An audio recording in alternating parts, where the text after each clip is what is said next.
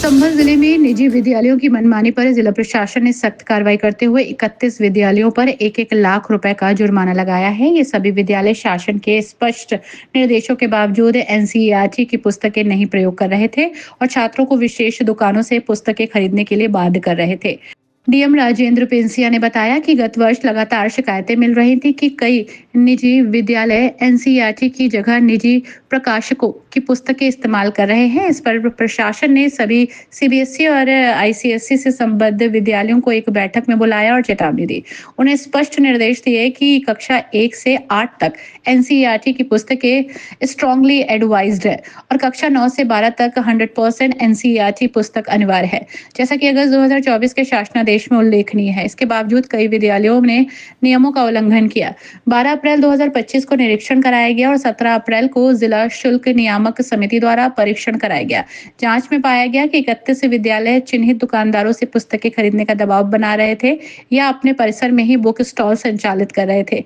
इन निष्कर्षों के आधार पर प्रशासन ने प्रथम चरण में इन 33 विद्यालयों पर 1-1 लाख रुपए का जुर्माना लगाया। डीएम ने चेतावनी दी है कि आगे नियमों की अवहेलना हुई तो और भी कड़ी कार्रवाई होगी।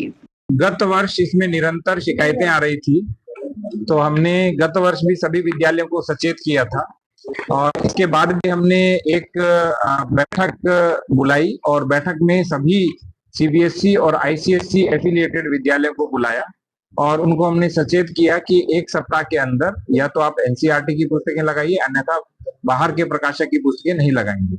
क्योंकि जो अगस्त 2024 का जियो है उसमें स्पष्ट लिखा है कि कक्षा 1 से 8 तक स्ट्रांगली एडवाइज्ड फॉर एनसीईआरटी और कक्षा 9 से 12 तक 100% आपको एनसीईआरटी की पुस्तकें लगानी है। लेकिन उसके बाद भी निजी प्रकाशकों की कहीं कहीं 1 और कहीं कहीं 2 मूल पुस्तकों के रूप में और संदर्भ पुस्तकों के रूप में बहुत सारी पुस्तकें लगाई जा रही थी। तो हमने 12 अप्रैल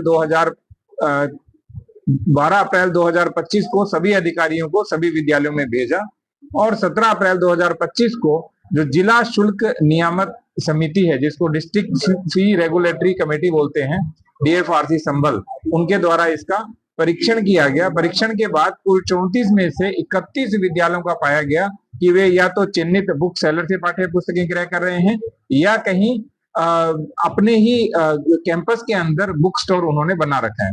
तो इसलिए हमने जो उत्तर प्रदेश स्वीकृत पोषित स्वतंत्र विद्यालय शुल्क विनियमन अधिनियम 2018 के अध्याय 2 की धारा 8 की उपधारा 10 क के अंतर्गत किसी भी विद्यालय के द्वारा ऐसा पाया जाने पर प्रथम चरण में रुपए 1 लाख का अर्थदंड का प्रावधान है, दूसरे चरण में रुपए 5 लाख के दंड का प्रावधान है और तीसरे चरण में उनकी मान्यता भी रद्द हो सकती है।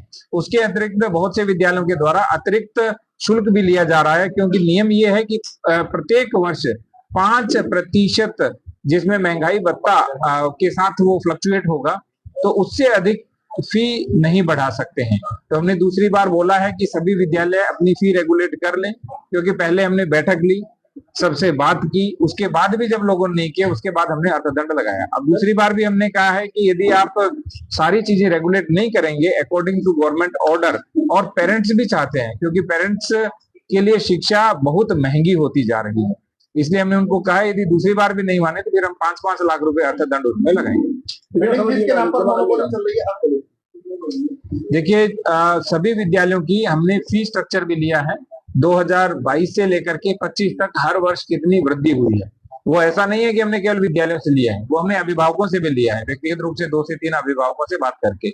यदि अकॉर्डिंग टू रूल्स 5% से अधिक की फीस की वृद्धि है और जो उसमें महंगाई भत्ता ऐड कर दिया जाता है उससे अधिक फी की बढ़ोतरी हुई, तो एक बार हम उनको कम करने के लिए और वापस करने के लिए कहेंगे। यदि फिर भी नहीं करते हैं तो फिर 5 लाख रुपए का अर्थदंड दूसरी बार में लगाएंगे। जिस तरह से तेजी से गड्डी का काम बढ़ रहा है, एक दिन के अंदर 17 बच्चे स्कूल में जा रहे हैं, जबकि 8 या 9 बच्चे ही जा सकते हैं। क्लास में एसी की फीस ले रहे हैं मगर सिर्फ पंखे चल रहे हैं सोलर पैनल से, तो वो भी नहीं हुए।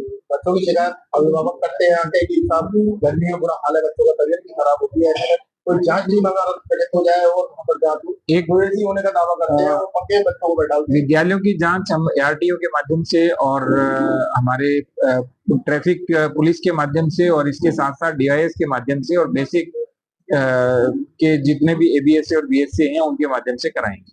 दूसरी बात, ग्रीष्म काल को देखते हुए हमने जो विद्यालय का समय है वो 1 घंटा कम किया है। वो आपको संज्ञान में होगा, सुबह आधा घंटे पहले किया है और दोपहर में 1 घंटा कम किया है। तो बच्चे 7:30 से लेकर के 12:30 तक ही रहते हैं, ताकि ग्रीष्म काल का दुष्प्रभाव बच्चों पर न पड़े।